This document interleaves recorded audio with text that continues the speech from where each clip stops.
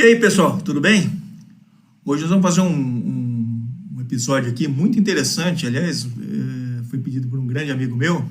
Nós vamos falar sobre talvez o cara mais enigmático, mais interessante e mais estranho para falar da Bíblia, que é um personagem bíblico, né? Lógico. Bem, quem me pediu esse personagem é o Márcio Roberto Ribeiro. Ele é engenheiro de telecomunicações, né? Ele é engenheiro elétrico com ênfase em telecomunicações. E agora ele está, nesse presente momento, ele está na Alemanha. Olha que legal. Hoje é 25 de janeiro de 25, tá? O Corinthians perdeu há pouco tempo aí, ó, a copinha para o para o pessoal de São Paulo, né? Ai, vou te falar, esse meu Coringão tem que sofrer demais, viu? Pessoal, e quem puder aí, por favor, pede para pessoal, os amigos se inscreverem, a gente tem que aumentar mais o número de inscrições, tá?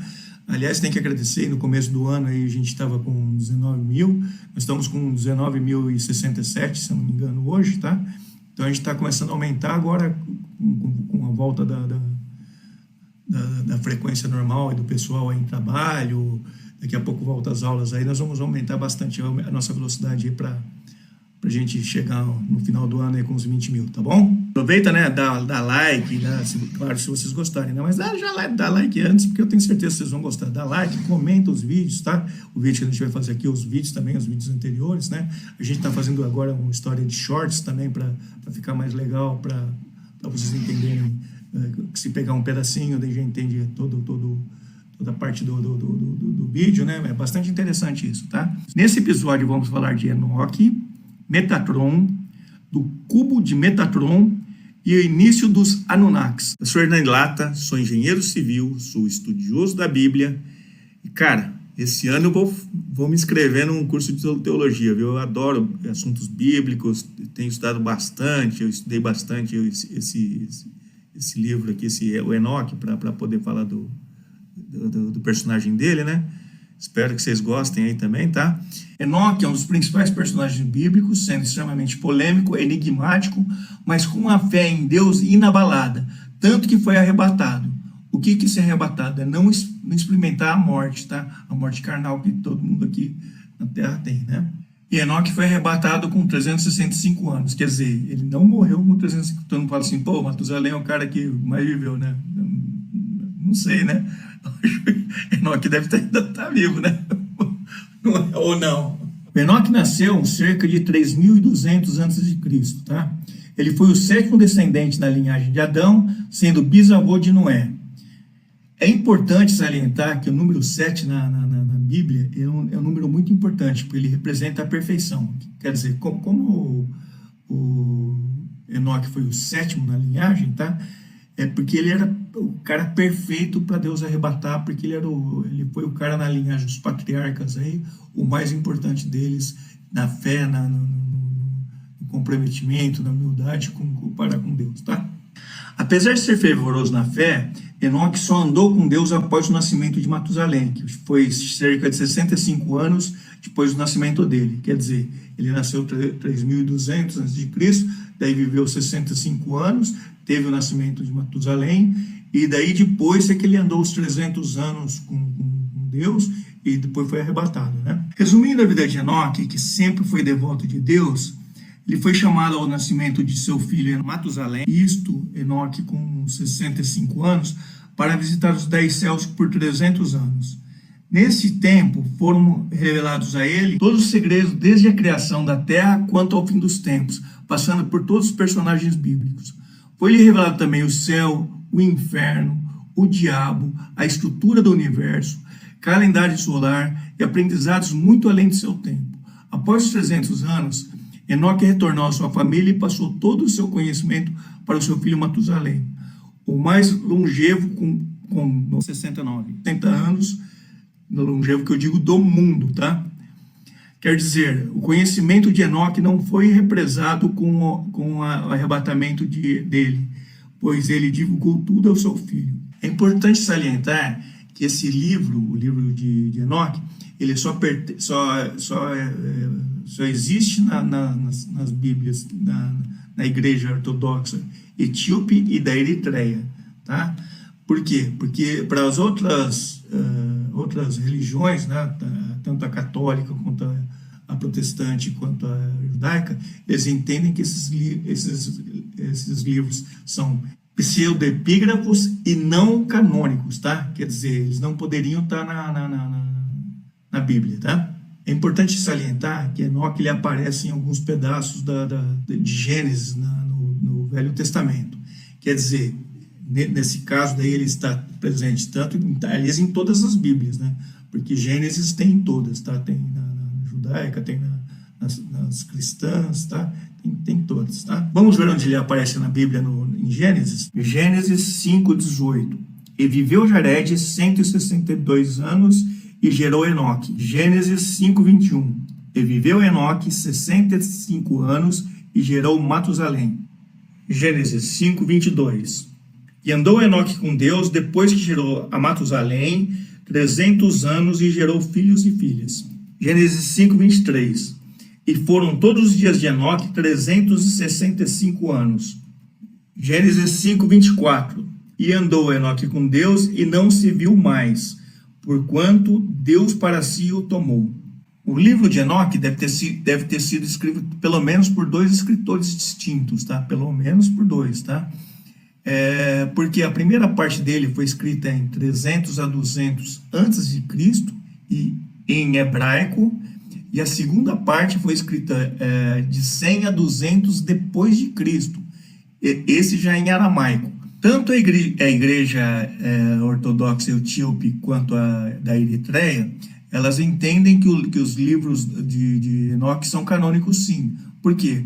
Porque para elas, toda a informação que o Enoque passou, porque acontece o seguinte, ele antes de andar com Deus, ele ficou 65 anos, né, teve Matusalém, e daí ele começou a andar com Deus, mas né, antes dele andar com Deus, ele avisou toda a família dele, conversou tudo que ia acontecer e tal, e ele ficou 300 anos fora da família dele, tá, com Deus, né?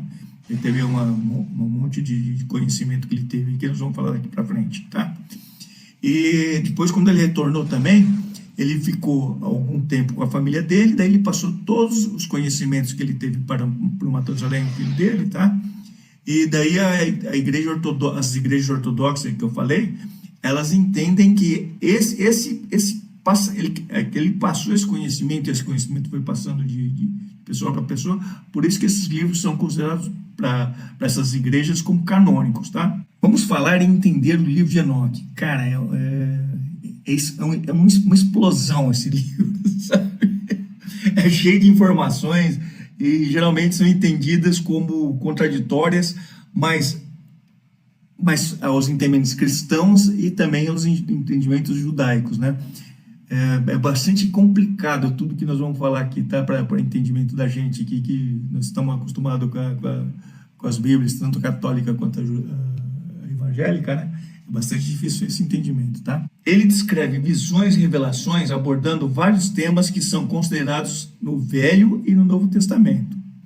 Daqui a pouco eu falo por que também no Novo Testamento, tá? O interessante é que, apesar do livro de Enoque não estar nas Bíblias católicas e protestantes, ele é citado em livros do Novo Testamento, tais como Hebreus, Judas e Pedro, tá? Vamos citar as passagens? Hebreus 11:5. Pela fé, Enoque foi transladado para não ver a morte, e não foi achado porque Deus o transladara, visto como, antes da sua transladação, alcançou testemunho que agradara a Deus. Judas 1:14-15. E desses profetizou também Enoque, o sétimo depois de Adão, dizendo: Eis que é vindo o Senhor com milhares dos seus santos, para fazer o juízo contra tudo e condenar entre eles todos os ímpios, por todas as suas obras de impiedades que impiamente cometeram e por todas as duras palavras que os ímpios pecadores disseram contra ele.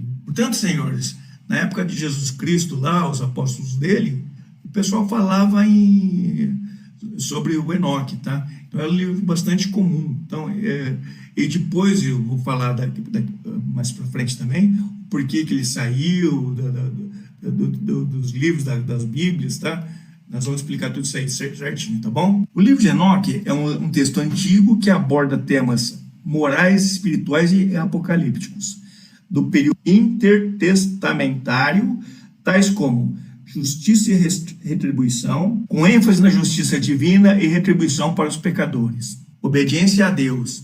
A obediência a Deus e aos seus mandamentos é questão zero para a salvação, tá? Sem isso, sem chances, tá bom? A obediência a Deus e aos seus mandamentos é apresentada como fundamental para a salvação. Castidade e pureza. Destaca a importância da castidade e pureza, especialmente em relação às relações sexuais, tá? Compaixão e misericórdia. A misericórdia e compaixão de Deus destacadas especialmente em relação aos pobres e oprimidos. Conhecimento dos anjos, onde é extremamente detalhado. Pessoal, vocês vão ver que legal que é. Cosmologia e criação, descrevendo a criação do mundo, a estrutura do universo e a natureza dos céus e da terra. Profecia e apocalipse.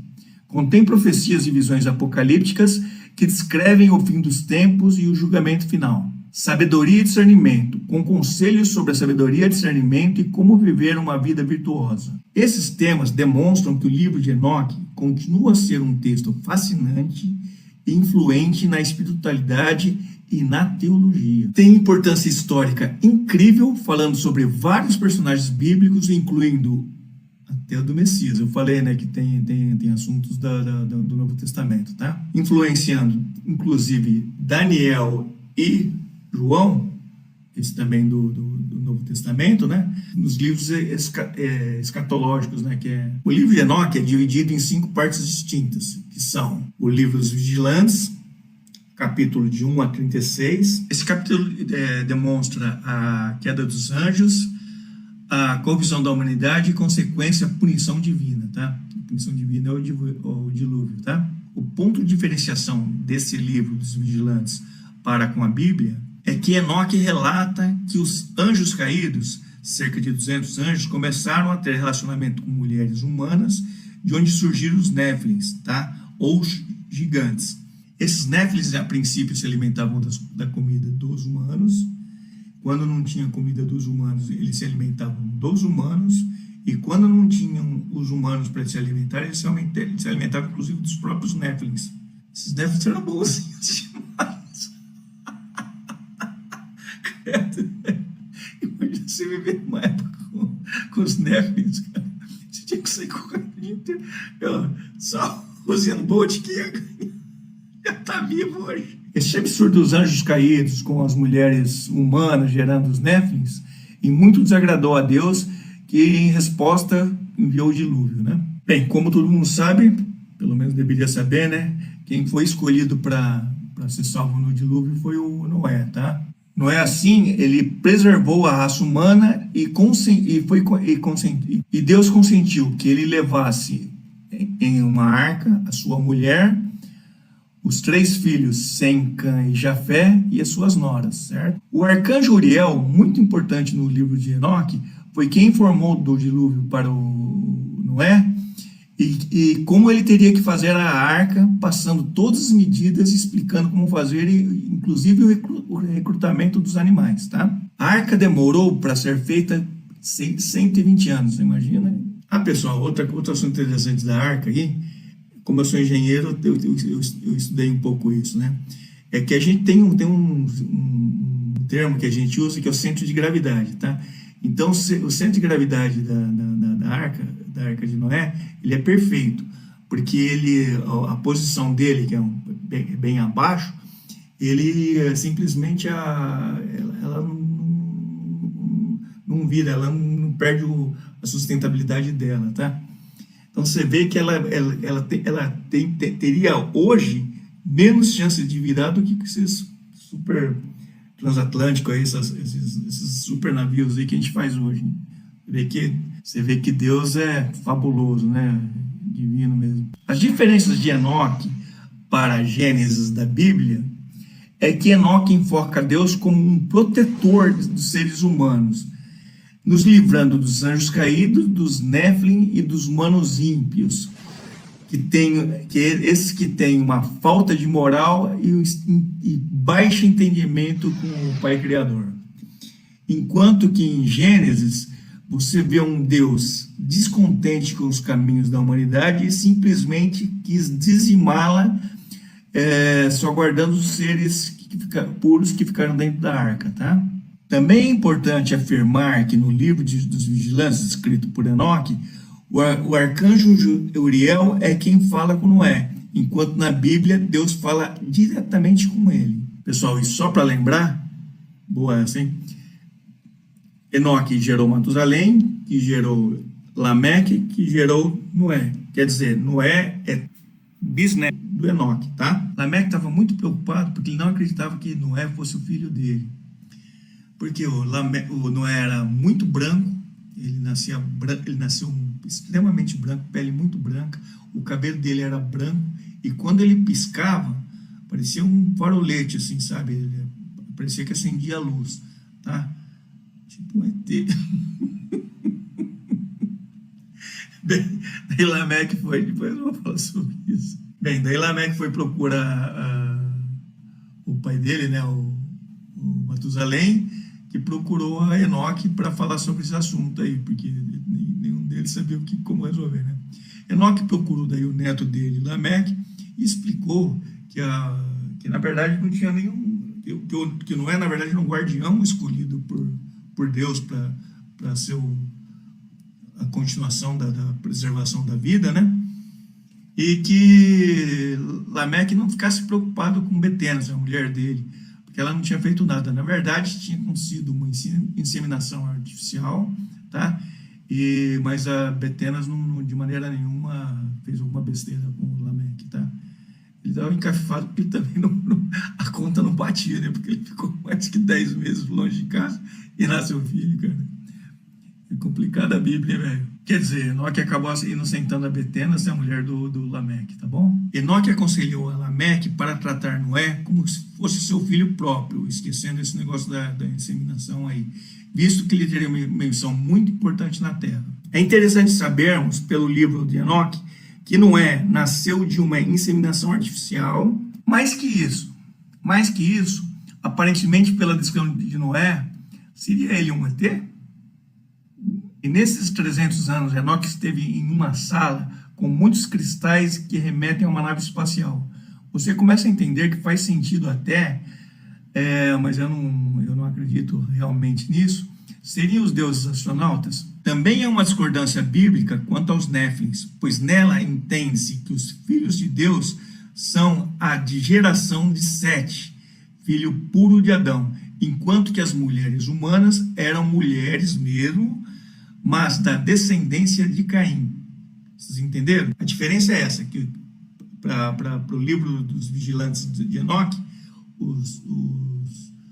os filhos de Deus são os anjos caídos, tá? E na Bíblia, os filhos de Deus são da descendência Caim.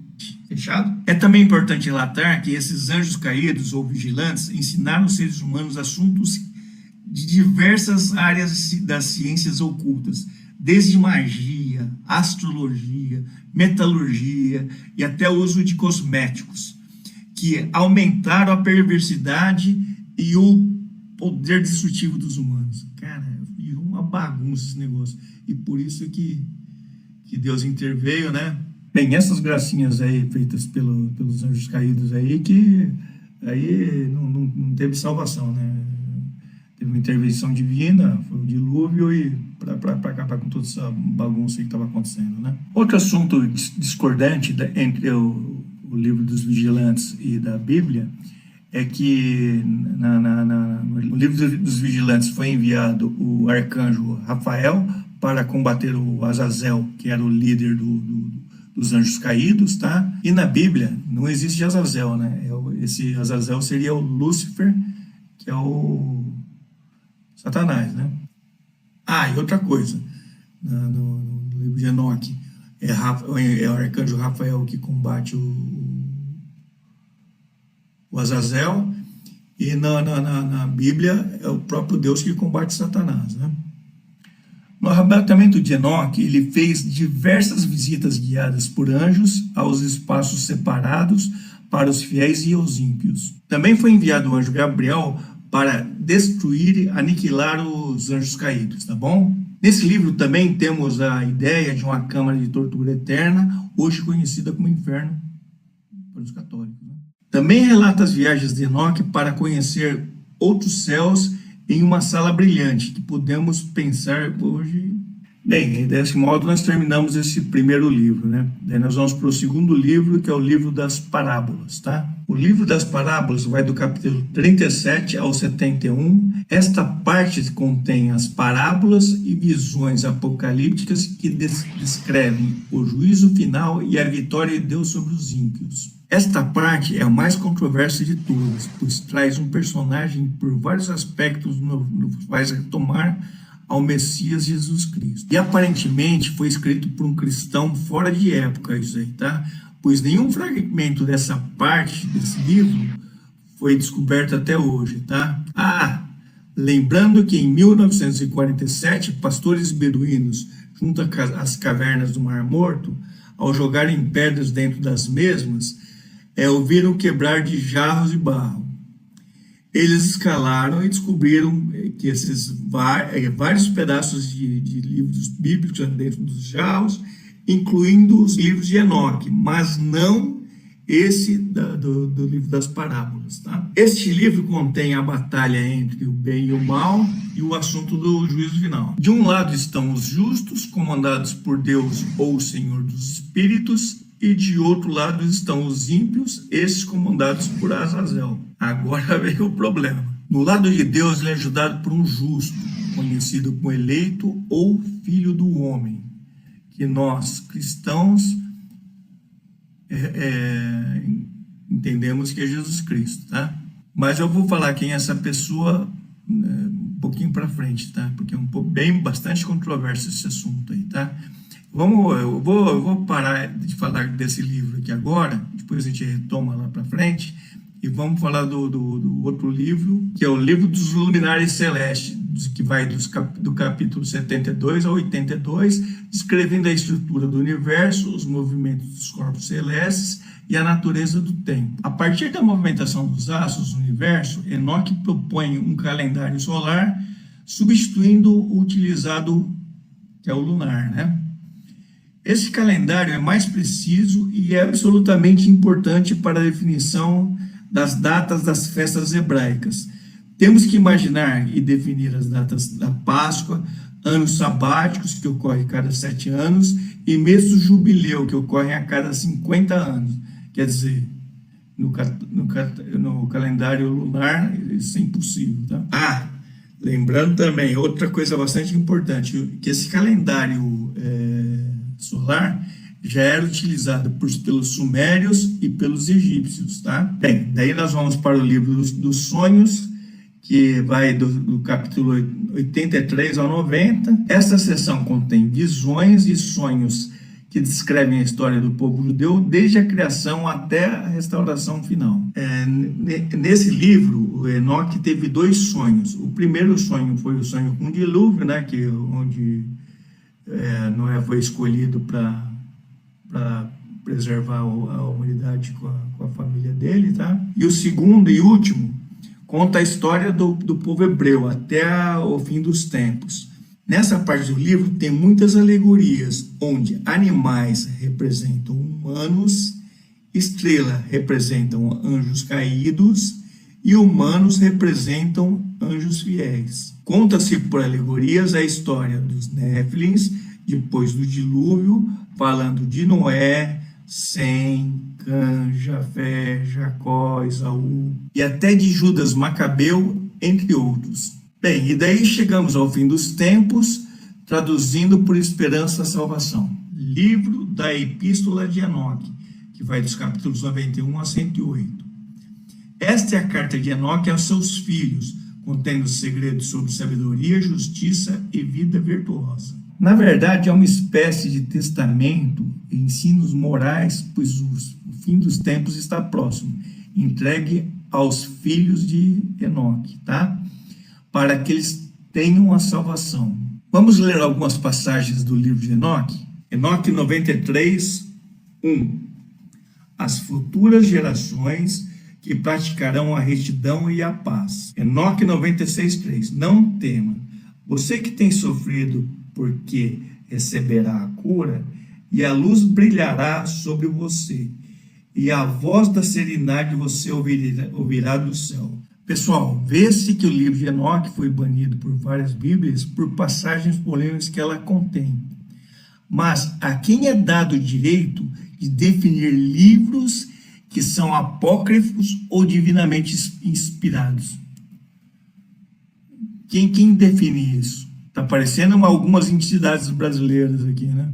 Pessoal, olha que interessante. Em 2010 foi descoberto um antigo manuscrito na Etiópia, escrito na língua antiga Ge'ez, onde estava preservada toda a história bíblica ortodoxa etíope. Quer dizer, estava contido todo o livro do Enoque. A Bíblia etíope, com as suas tradições, não se prende a essas convenções dos concílios ocidentais, considerando os seus textos apócrifos e pseudepígrafos.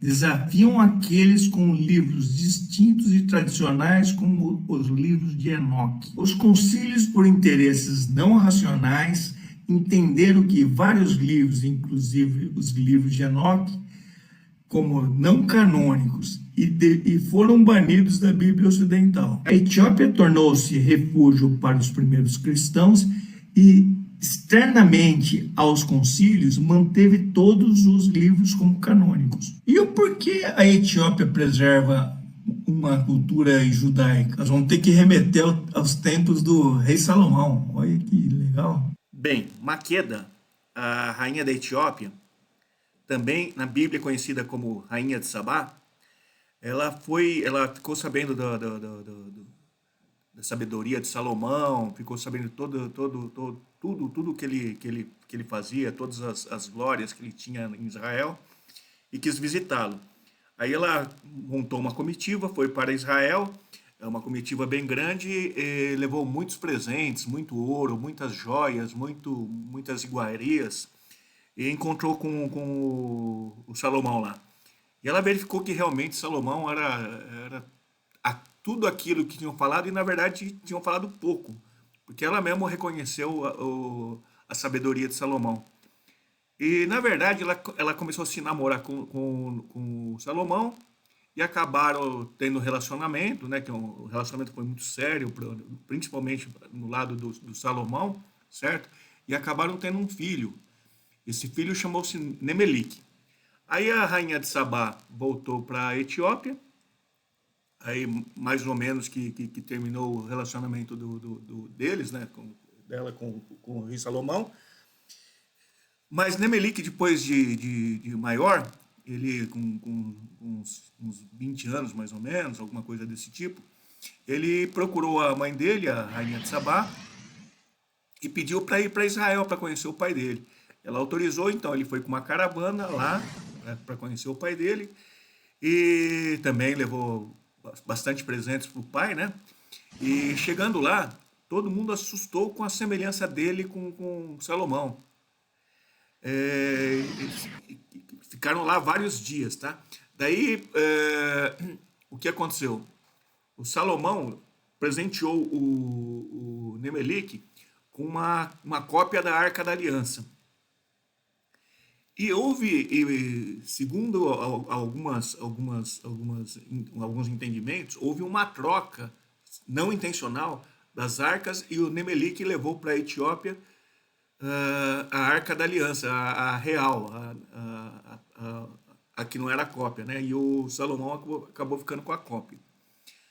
Salomão, vendo isso, ele procurou o exército dele e foi atrás do Nemelique para recuperar a arca, né?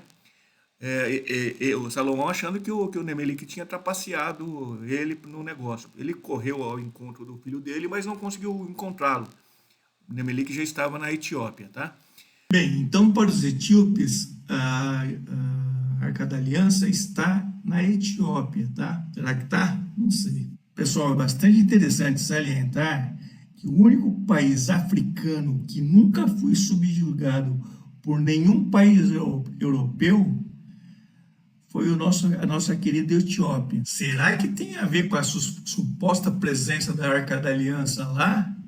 Ou será apenas pela obstinação dos seus populares em acreditar em Deus. Apesar do livro de Enoque não estar nas Bíblias cristãs e nas judaicas, ela é contida em algumas tradições esotéricas e místicas que seguem. Aceitam o livro pela compreensão da natureza divina e do universo. A Cabala, tradição mística judaica, o gnosticismo, surgindo no século I, teosofia, tradição esotérica Blavatsky e Henry Steele Olcott, rastafarianismo, religião da Jamaica surgida em 1930. Mandeísmo, religião surgida primeiro depois de Cristo, no primeiro século, no Oriente Médio. E Yazdanismo, surgindo no Kurdistão. Além de judaísmo místico, cristianismo gnóstico, Kitab islâmico, Kitab persa, e agora uma pérola. Vocês não vão nem saber. Cara, é a Igreja Mórmon. Na verdade, é a Igreja de Jesus Cristo dos Santos dos Últimos Dias. Cara, e quem me deu essa dica aqui foi uma querida amiga minha, a Andréia, lá de Maricá, Andréia Tavares. Cara, ela é uma pessoa, ela é personalíssima, muito legal. Olha, Andréia, muito obrigado, sabe, do final do ano passado que a gente teve aí na tua casa, aí, muito obrigado mesmo, tá? E mais, cara, eu sou engenheiro civil, como já falei antes. Pô, eu construí duas igrejas mórmons lá da Associação Deseret, né, que o pessoal fala. Tá, pô, eu me sinto muito honrado quanto a isso, tá bom? Bem, vamos falar agora porque o livro de Enoque foi banido das Bíblias, tá? A primeira Bíblia que foi compilada foi a Septuaginta, tá? A Septuaginta é uma tradução bíblica dos textos em hebreu para o grego, solicitada pelo rei do Egito, Ptolomeu II Filadélfio, que reuniu cerca dos 70 judeus alexandrinos que, na verdade, já estavam em processo de helenização entre os séculos 3 e 2 a.C. A Septuaginta ainda continha os livros de Enoque no seu corpo. Da Septuaginta surgiram vários codex, tais como vaticanos, sinaíticos e alexandrinos. Era chamada Septuaginta pois foram convocados mais de 70 pessoas da cultura judaica para traduzir do hebreu para a língua helênica. Os concílios de Niceia e de Constantinopla representaram marcos na história do cristianismo, pois vários teólogos reunidos por decisões mais políticas que religiosas decidiram quais os livros que fariam parte da Bíblia ou não. No final do século IV, o Papa Damaso I, após entender que o livro de Enoque era muito contraditório com os textos bíblicos, pediu para Jerônimo uma tradução da Bíblia Septuaginta que estava em grego para uma Bíblia em latim. Essa tradução, cheia de intensos estudos, durou 20 anos e foi batizada como Vulgata. Foi executado entre o final do século IV e início do século V. Nessa tradução foram banidos alguns livros, inclusive o livro de Enoque. Portanto, foi quase que esquecido pelo Ocidente depois desse acontecimento. Esse livro tão poderoso foi esquecido, tá bom? Por outro lado, a Bíblia etíope, distante de entender a tradução e revisão de Jerônimo, manteve sua tradição histórica com a preservação dos seus 88 livros, que por muito tempo foram mantidos na língua ge'ez, uma língua antiga da Etiópia, tá? O apóstolo Filipe batizou um eunuco etíope que era um alto funcionário da rainha Candace, da Etiópia. Este evento, acrescido ao assunto da rainha de Sabá, foram os que introduziram as religiões judaicas e cristã na África, principalmente na Etiópia e Eritreia. Então Filipe, abrindo a boca e começando nessa escritura, lhe anunciou a Jesus. Indo-lhes, caminhando, chegando ao pé de alguma água, e disse o eunuco: eis aqui a água, o que impede que eu seja batizado? E disse Filipe: é lícito se crês de todo o coração? E respondendo ele disse: creio que Jesus Cristo é o Filho de Deus. E mandou parar o carro e desceram ambos a água, tanto Filipe como o eunuco, e o batizou. É muito interessante a história da preservação do livro de Enoque pela Igreja Ortodoxa Etíope em sua Bíblia, né? Independente das decisões dos concílios católicos. Una-se a esse acontecimento da história da rainha de Sabá, de Emelique e do eunuco da rainha de Candace. Terminando esse assunto, o livro de Enoque nos traz visões alucinantes do céu, da terra, anjos fiéis, anjos caídos, demônios, néflins, julgamento final e até reino celestial, sem contar os conhecimentos de geografia, cosmologia, astrologia, calendário e meteorologia. Pessoal, você se lembra que eu ia falar no final sobre o ajudante de Deus, o eleito, o filho do homem lá? Vocês sabem quem é? Eu sei que tudo que eu falei aqui até agora, como Néfilis, Anjos Caídos, Azazel, Fim dos Tempos, parece tudo meio maluco, né? E tudo estranho, não é? Mas fica tranquilo, vai tudo piorar agora. Ai, meu Deus. Na verdade, o ajudante de Deus, o eleito, o Filho do Homem, que todos pensam que é Jesus Cristo, no livro de Enoque é o próprio Enoque. Sim, Enoque é o braço direito de Deus, segundo o seu livro, e no arrebatamento ele se transformou, após vestir um traje especial ou espacial, se transformou em Metatron. Metatron é um anjo, sendo ele um portador divino, que vai intermediar tudo entre Deus e a humanidade.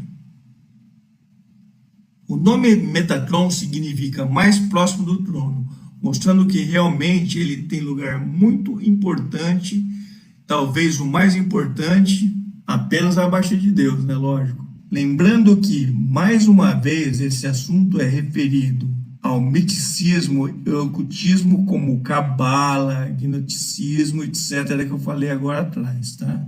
Metatron é conhecido como Rei dos Anjos e Rei da Morte, este último principalmente em textos ocultistas. Ele é citado 3 vezes no Talmud, como também encontrado na Bíblia Islâmica, mas daí como Mitratum, traduzindo como anjo do véu. Vem uma parte bastante interessante do negócio do Metatron aqui, que certo um dia um judeu chamado Elisha ben Abuyá, em cerca de no século I depois de Cristo, recebeu autorização para entrar no paraíso. Ele não estava morto, mas entrando no paraíso, ele viu a figura de Metatron sentada no trono.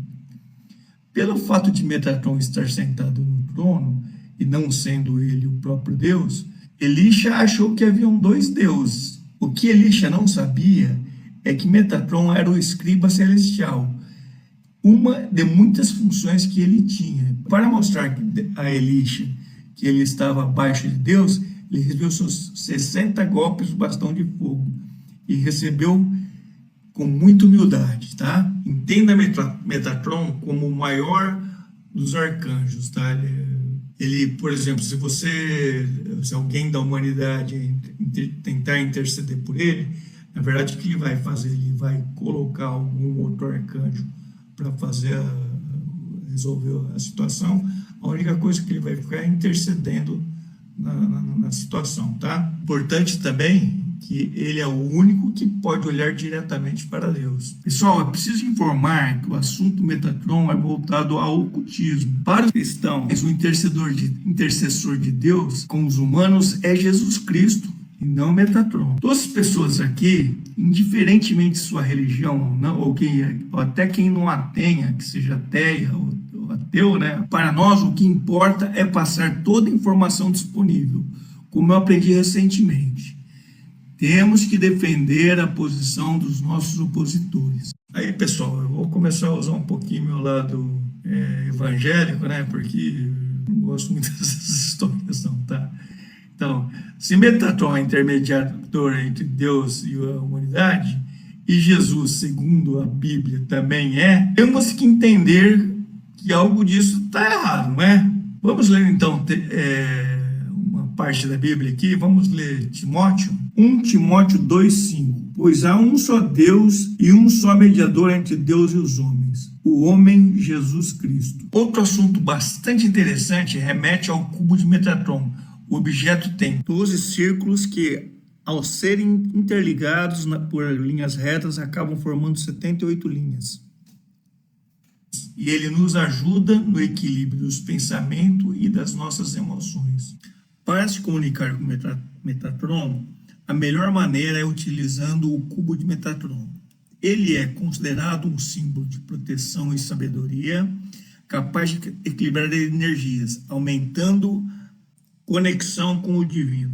O cubo é conhecido como uma geometria sagrada pela sua formação tridimensional. As linhas representam o masculino e as curvas o feminino, representando então a polaridade dos gêneros. Toda a vida emerge da mesma origem, do mesmo ser, baseados nos mesmos padrões geométricos da energia ilimitada do tempo. Cara, sente só a energia desse negócio. Olha que... Nossa, cara, não dá nem para falar. Coisa linda.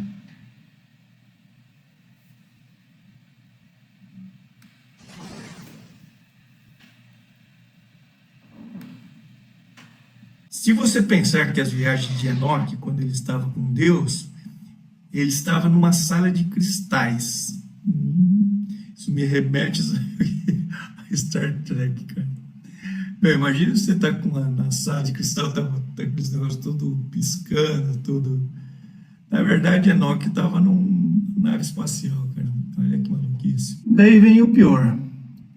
A Suméria tinha uma religião baseada nos Anunnakis, que eram seres extraterrenos que difundiram uma religião onde os deuses, no caso deles, são politeístas. Mas só um Deus criou o homem, chamado Adama, criou uma mulher chamada Eva e um lugar chamado Éden.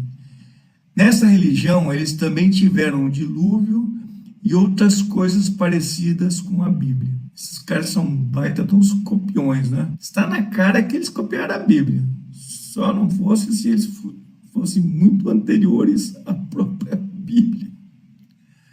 Cara, o que eu vou falar em casa agora, hein, velho? Aliás, pessoal, eu vou fazer um assunto desses dos Anunnakis aí. Eu vou começar a estudar esse assunto aí que eu achei muito interessante, viu? Bem, pessoal, espero sinceramente que vocês tenham gostado aí desse foi um pouco longo, né, esse assunto aqui de Enoque, de Metatron, do cubo de Metatron. Eu fiquei cansado até, viu? Pô, eu quero que Deus os abençoe, que ajude vocês. Deem os likes aí se vocês gostaram do vídeo. Se não gostaram, também deem. Mesmo o assunto do Metatron, que é um assunto meio pesado, né, para os cristãos, né? É meio complicado, né? É mais para pessoal que gosta do ocultismo, tá bom? Falado, pessoal. Ó, um beijão no coração de vocês. Puxa, continua sempre com a gente aí, mantenha essa fé que vocês têm, né?